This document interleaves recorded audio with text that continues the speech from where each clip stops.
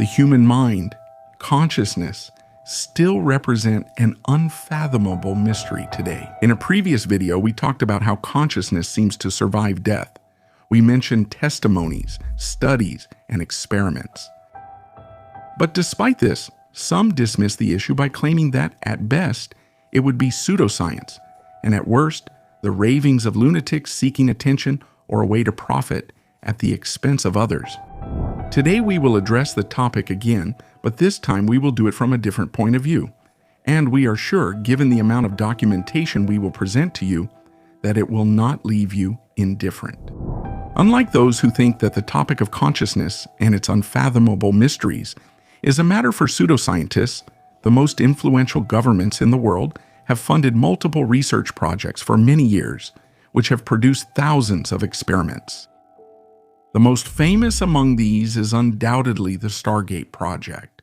Some of you will most likely know about it, may have read some articles or watched some videos about it on the internet, and as a result, they will have learned that these were experiments carried out during a specific historical period when international tensions, fear of the enemy, and the race for military and geopolitical supremacy allowed for a broadening of the scope of scientific research. And this gave several scientists the opportunity to propose experiments that were considered bizarre by Western science, officially aimed at investigating the most mysterious and controversial aspects of the human mind.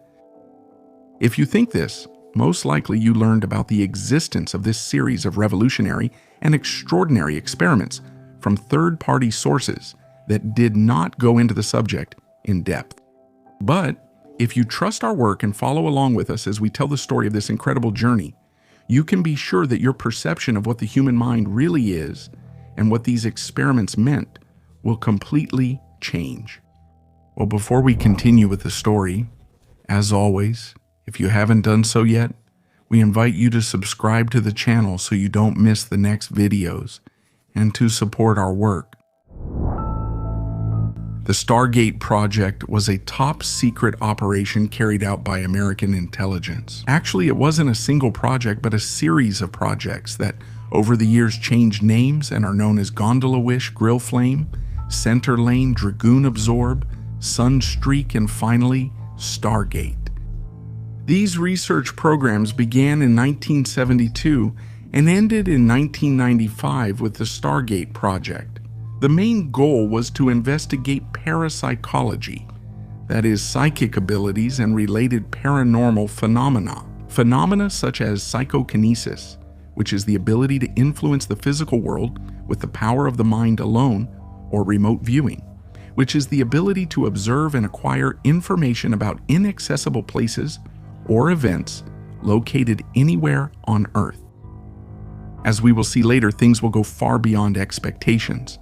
And not only will the results of the experiments be shocking, but they will also revolutionize everything we think we know about our consciousness and its origin. But now let's take a step back and try to understand how this incredible story began. We are in the very early 1970s. The world is divided into two blocks: the Western Bloc, led by the United States, and the Eastern Bloc, led by the Soviet Union. With every event or clash between the two powers, the whole world trembles. The fear is that at any moment a global apocalyptic nuclear conflict could break out. The 1970s came just after the Cultural Revolution that brought to the forefront issues and demands that had never been considered before.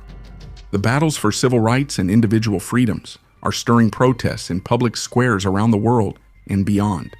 Among these, New Age thought emerges, which is a heterogeneous mix of beliefs, spiritual and philosophical practices that combines elements of Eastern spirituality, Western esotericism, ecology, humanistic psychology, and mysticism. At a time in history when paranoia about the enemy's actions is at its highest levels, U.S. intelligence reports that the Soviets have been conducting rigorous government-funded studies on psychic phenomena at least since 1920. CIA reports also confirm that the Soviets are making rapid progress in this field, and this is supported by the significant increase in funding, which has more than quadrupled in recent years. This is therefore the historical context that led the United States to seriously consider parapsychology as a potential resource for intelligence gathering and military operations. At this point, it's important to emphasize that everything that follows is the result of studying a portion of the documentation produced by United States intelligence, which has only been declassified in recent years. References for those interested are in the video description. The Stargate project originated with two renowned scientists, Harold Puthoff and Russell Targ. Harold Puthoff, who graduated from Stanford University with a doctorate in electrical engineering, was renowned for his advancements in the field of quantum electronics and zero-point energy. Russell Targ, on the other hand, was a pioneer in early laser research in the 1960s. Both scientists shared an interest in topics related to the occult and parapsychology. The Stanford Research Institute had long been involved in government-funded projects, often top secret, but never in the field of parapsychology, at least until some unexpected events brought the research group's experiments to the attention of the CIA. As Puthoff recounts, it all began in 1972. At the beginning of 1972, I became involved in laser research at the Stanford Research Institute. At that time, there was also a proposal circulating to obtain a small grant for some research in the field of quantum biology. In that proposal, I had raised the question of whether physical theory as we knew it was able to describe vital processes, and I had suggested some measurements involving plants and lower organisms. This proposal circulated widely, and a copy was sent to Cleve Baxter of New York City, who was involved in measuring the electrical activity of plants with standard polygraph equipment. The New York artist Ingo Swann happened to see my proposal during a visit to Baxter's laboratory, and he wrote to me suggesting that if I was interested in investigating the boundary between the physics of the animate and the inanimate, I should consider parapsychological experiments. Swann then went on to describe some apparently successful psychokinesis experiments he had participated in at Professor Gertrude Schmeidler's laboratory at City College of New York. As a result of this correspondence, I invited him to visit my laboratory for a week in June 1972 to demonstrate these effects. Frankly, more out of personal scientific curiosity than anything else. It's exactly at this point in the story that the arrival of Ingo Swann changes everything. Swann is a New York artist, but also a psychic, a character we can describe as sui generis, but who, as we will see, will be fundamental for the advancement of the project that will lead to the involvement of the CIA. To test Swann's real paranormal abilities, Puthoff made sure to have access to the magnetometer located in the physics department at Stanford University. The magnetometer is a device that measures the strength of a magnetic field. Swann would have the task of manipulating the magnetic field around it. In practice, this can be considered an ideal instrument for testing the abilities of someone who claims to be able to produce physical effects using only the power of the mind. And it was precisely this instrument that was used when Swann went to visit Puthoff at Stanford. These are the words of Puthoff describing what happened. When Swann focused his attention on the inside of the magnetometer, the output signal appeared visibly disturbed, indicating a change in the internal magnetic field. Many other correlations were observed between his mental efforts and the signal variations. These variations were never seen before or after the visit. The fact that Swann was able to alter the magnetic field amazed everyone who witnessed the experiment. But what truly left everyone speechless was when Swann, through what would later be called remote viewing, managed to draw on a sheet of paper all the internal components that made up the machine. This last feat impressed me perhaps even more than the previous one. This experiment, which had left everyone who witnessed it speechless, would only be published 3 years after it was carried out. But Dr. Puthoff still circulated a draft among his colleagues, and someone, we don't know exactly who, secretly sent a copy to the authorities. Shortly after, impressed by the results of the experiment, they contacted Puthoff and began a whole series of tests to assess Swann's real abilities. They told me that the intelligence community was increasingly concerned about the level of commitment to Soviet parapsychology funded by the Soviet security services. According to Western scientific standards, the field was considered nonsense by most active scientists. As a result, they were looking for a research laboratory outside the academic world, capable of handling a quiet, low-profile, confidential investigation, and our laboratory seemed to fit this need perfectly. What we learned from Putov's words is that the CIA was strongly interested in the subject, but before funding the project, they wanted to have concrete evidence, and for this reason, they sent several agents to the Stanford Research Center. Gradually, they moved from remote viewing of symbols or objects enclosed in envelopes or boxes to remote viewing of locations situated in the nearby San Francisco Bay. This is what is written in the final report of the program's second year. Under controlled laboratory conditions, descriptions of targets were generated with sufficiently high quality to allow blind matching of the descriptions to the targets by independent judges. The purpose of the experiments was to determine conclusively whether agents could be trained to perform remote viewing using only the mind. Therefore, to create a method for training a team of agents capable of operating using only the power of the human mind.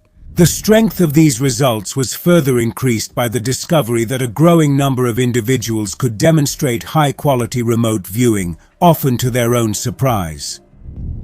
The new agents were selected through a rigorous process.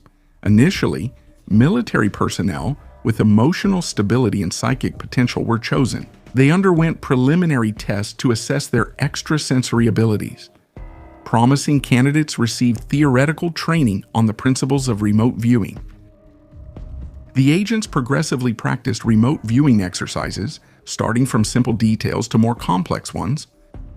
They took part in simulated missions and, once ready, in real intelligence operations. At this point, it's reasonable to ask how remote viewing actually worked. How could the agents obtain information about things they couldn't see or know? While there were actual training protocols developed for how to visualize places and objects, explaining why people were able to achieve these results is much more complex. To understand how this could happen, we need to introduce a new element: mathematics. The matrix is a key concept that represents the universal reservoir of information, or the field from which remote viewing practitioners draw their perceptions.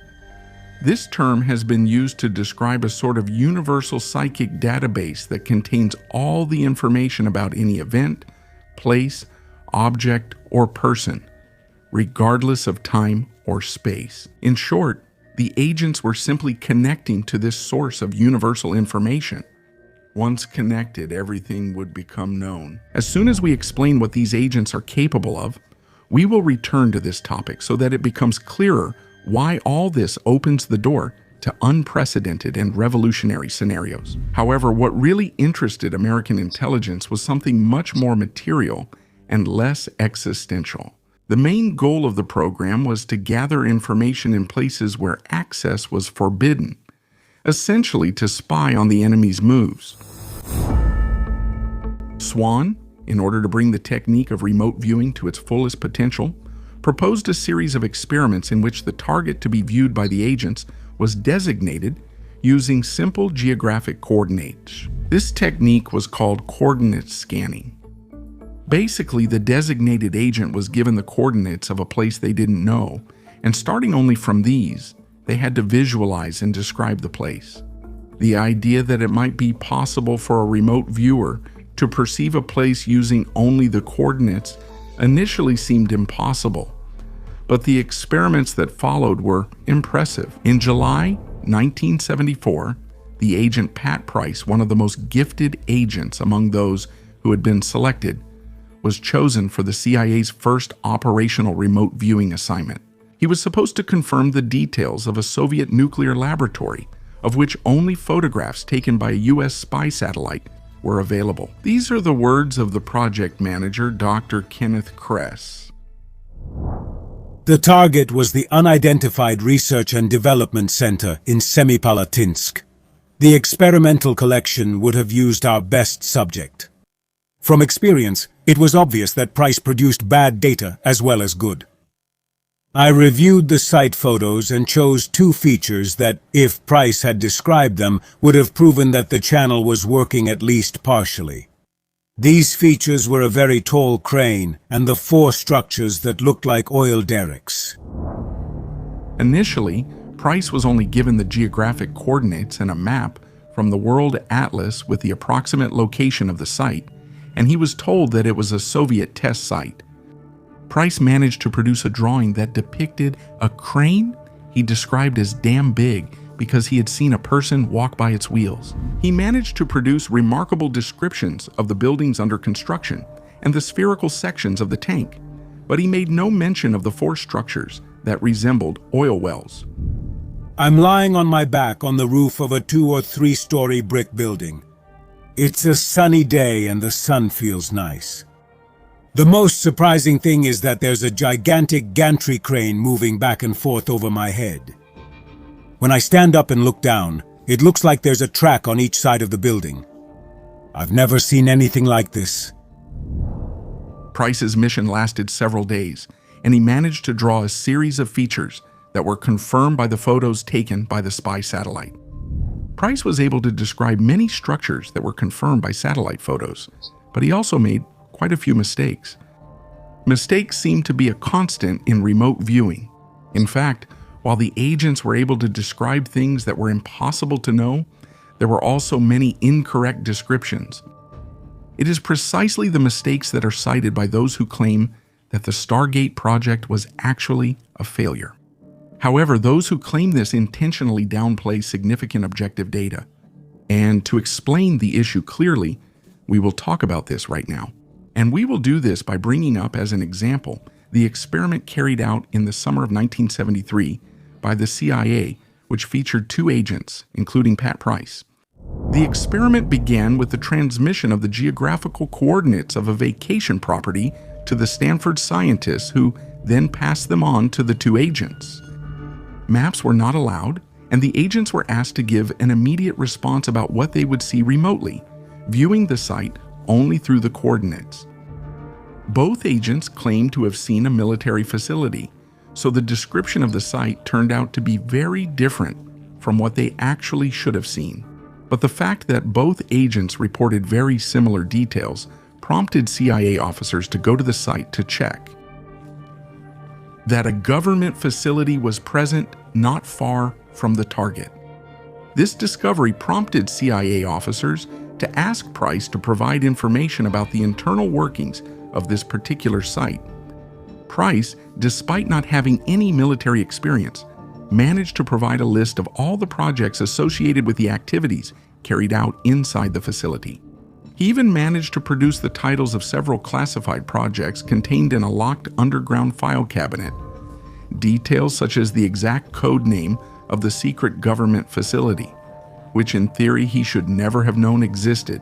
The information revealed by Price was so shocking that it led to a serious security investigation to find out how this information had leaked. But the result was inconclusive. There was no conceivable way that Price and the scientists on the project could have obtained any of these details. In this experiment, Price had managed to reproduce classified designs and had accurately described documents that were kept protected in the basement of the facility, but at the same time, he had also provided many incorrect descriptions. How was all this possible? How could he have identified with extreme precision a name written on a classified document kept under lock and key, and then made so many other descriptive mistakes? The conclusion reached by the Stanford scientists was this: we have to imagine the process of remote viewing as being similar to when we try to tune in to a radio station or a television channel. The signal can be disturbed by background noise that confuses the images or sounds, and unfortunately, this makes it impossible to distinguish good information from bad. If this experiment had shown some limits of remote viewing, the CIA and later the U.S. Army Security Command recognized its potential, and this led to the creation of a real army of psychic soldiers who began remote viewing operations under the guidance of U.S. intelligence. Among those we can define as psychic soldiers, besides those already mentioned, the most gifted, or at least the one we have records of in the documents, is Joseph McMonigle, known as Remote Viewer 001. Joseph McMonigle got this nickname because he was the first remote viewer to work directly for the Pentagon, and according to two declassified CIA documents, he worked on the project from 1979 to 1984. During his 5 years of remote viewing at Fort Meade, Joe McMonigle claims to have participated in about 450 missions. Among these, he located hostages in Iran, helped with the release of hostages in Italy. He spied on a Chinese nuclear laboratory, observed the Libyan dictator Muammar Gaddafi, and located a downed Soviet bomber that was carrying nuclear materials.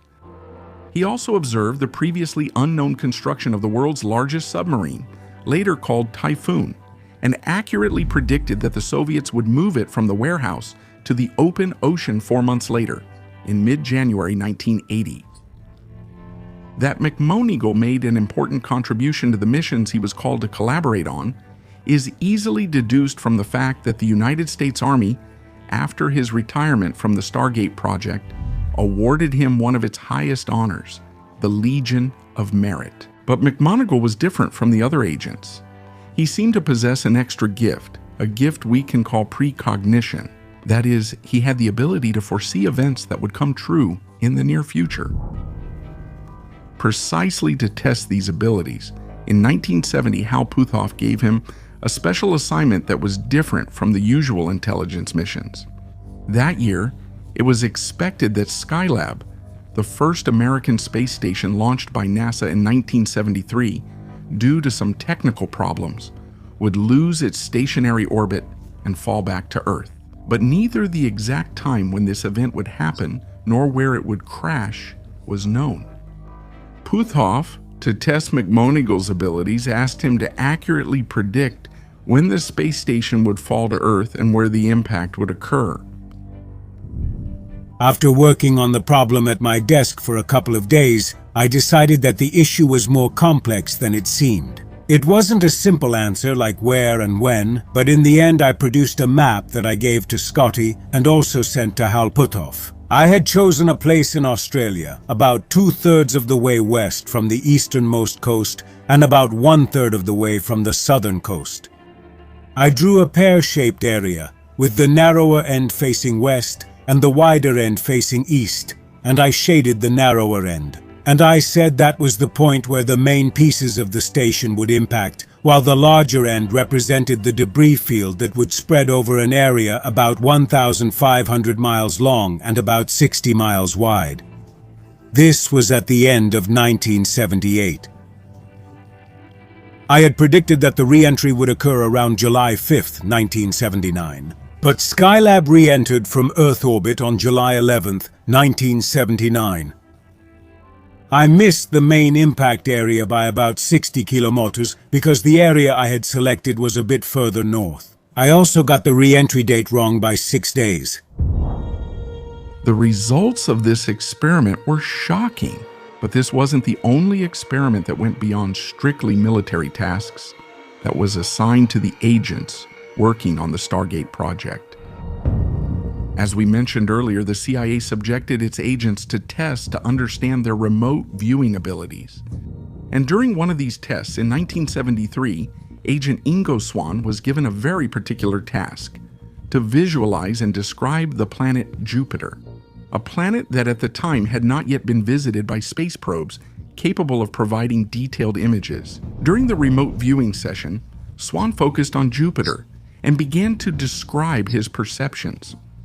Among his observations, he mentioned the presence of rings around the planet, a detail that at the time was not known to the scientific community.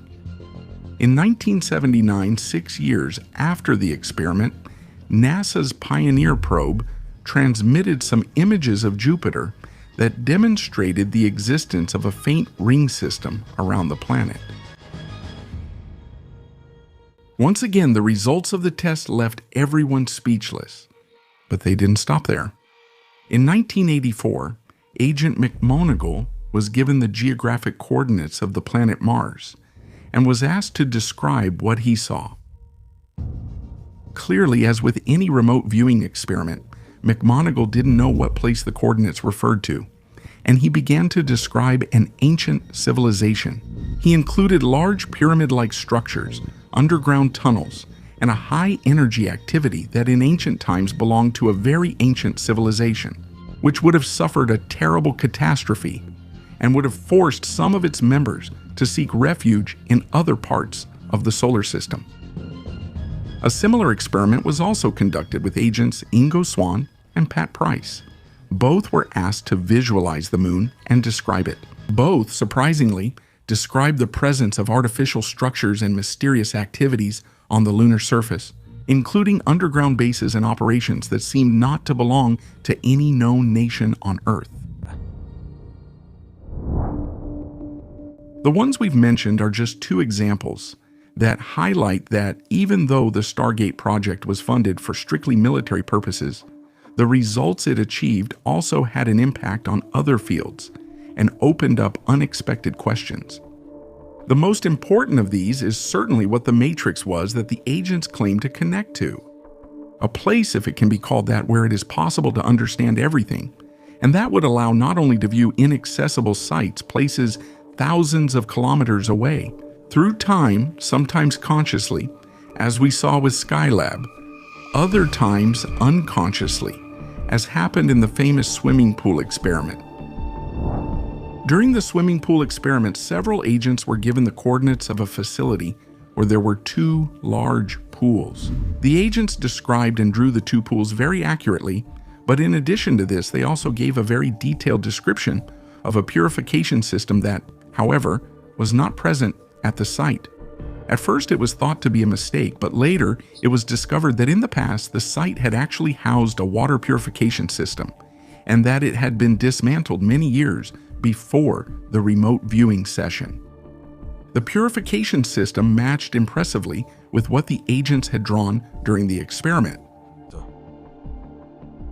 How did the agents manage to view something that no longer existed? The answer lies in the very concept of the Matrix, a place where it is possible to acquire knowledge of everything across all time. Clearly, all of this has enormous implications. If such a place does exist where it is possible to acquire information about everything, past, present, and future, it's only natural to wonder whether everything is already predetermined. It is also inevitable to wonder not only what this matrix is, but what our own mind is, and what we call consciousness. However, the Stargate program was not intended to investigate. It was simply used for military and espionage purposes. But even in this case, a question arises. Why was such a revolutionary project discontinued? The critics will say it was because the CIA and intelligence realized that the results were not satisfactory, and that everything could have simply been a delusion motivated by the atmosphere that had developed in those years. But is that really the case? If you do a search on the internet, you will find this among the most frequently mentioned reasons. But in reality, things are quite different. And that's according to the very reports made by the experts appointed by the American government to evaluate the results of the project. In 1995, the government had the American Institutes for Research conduct an independent evaluation of the Stargate project. The evaluation was entrusted to two scientists, Jessica Utz and Ray Hyman. Dr. Jessica Utz concluded that psychic functioning had been demonstrated beyond any reasonable doubt, while Dr. Raymond Hyman stated that further investigation was necessary to confirm such phenomena. The final evaluation stated that despite the significant statistical results, there was no evidence that remote viewing was useful in gathering operational intelligence. As a result, the CIA shut down the Stargate project. Before delving deeper into these conclusions, let's start with a preliminary point. The experiments that were carried out during those years were conducted under strict supervision. A lot of work was done to try to make them not only repeatable in the laboratory, but also to create a precise protocol to follow. The fundamental problem was that despite the experiments yielding incredible and hard-to-dispute results as we saw earlier, the descriptions given by the agents were affected by many errors, and moreover, they were not perfectly replicable. As we know, one of the distinguishing features of science is replicability. In the case of remote viewing experiments, this was not possible. To explain this situation, Dr. Jessica Utz provides an answer in her final report. Few human behaviors are perfectly replicable on demand. For example, the best hitters in Major League Baseball can't hit on demand, nor can we predict when someone will hit a home run. In fact, we can't even predict if a home run will happen in a given game. This doesn't mean that home runs don't exist. Scientific evidence in statistics is based on the replication of the same performance or average relationship over the long term. A good baseball hitter won't hit the ball at exactly the same rate in every game, but he should be relatively consistent over the long term. The same should apply to psychic functioning. Performance levels can vary depending on the individual and the conditions, just like in baseball. Ma dati soggetti con abilità simili testati in condizioni simili. Results should be replicable in the long term. In any area of science, evidence based on statistics comes from comparing what actually happened with what would have happened by chance. So, if it's true that the results of experiments involving individual agents are not perfectly replicable, why would each experiment yield different results? Let's analyze these statistically, just as we might do for a baseball player's performance. We'll see that they have statistical consistency. And, as the professor reminds us, evidence based on statistics is accepted by science. But then why was the Stargate project shut down? To put it simply, we can say that the Stargate project was shut down because the errors reported in the agent's descriptions did not make the information 100% reliable. And this did not fully meet the purpose for which it was created, which was to spy and have certainty about the enemy's intentions and actions. From these reports, something shocking emerges.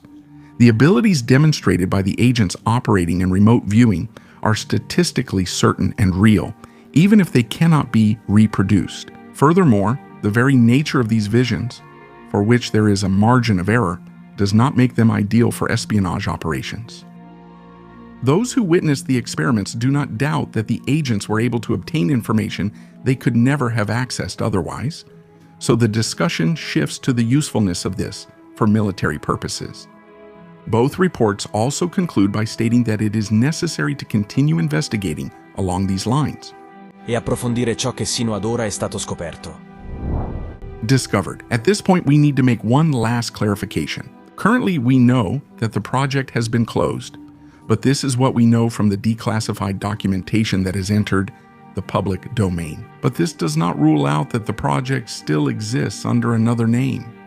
As we have seen, the project has actually changed various names throughout its history and existence. Very few people were aware of it. What's even more curious is that the main figures of the project continued their work. For example, Hal Puthoff, who founded the Institute for Advanced Studies in Texas, and he continued to work as a consultant for the United States government and for private companies on issues related to advanced technologies and national security. In recent years, Puthoff has also become known for his involvement in UFO research, and he has worked with organizations like To the Stars Academy of Arts and Science, a group that includes other former government officials and scientists interested in studying unidentified aerial phenomena. While, as we said, the Stargate project was mainly intended for military use, it is also true that everything that has been discovered over these years inevitably raises questions about what our mind is and what consciousness is. The main figures of remote viewing that we have come to know in this video. Over the years, they have dedicated themselves to other fields of human knowledge, and thanks to their abilities, they have investigated mysterious and little-known aspects. But we will talk about all this in an upcoming video. As a scientist, my greatest desire was to tell the world that psychic abilities can sometimes produce data with almost architectural precision. If you've made it this far, we're sure that from today you'll have a more complete understanding of what the Stargate project was and all the implications it has for understanding what we all truly are. Now let us know your opinion in the comments, and if you like the video and want to support our work, don't forget to subscribe to the channel. See you in the next story.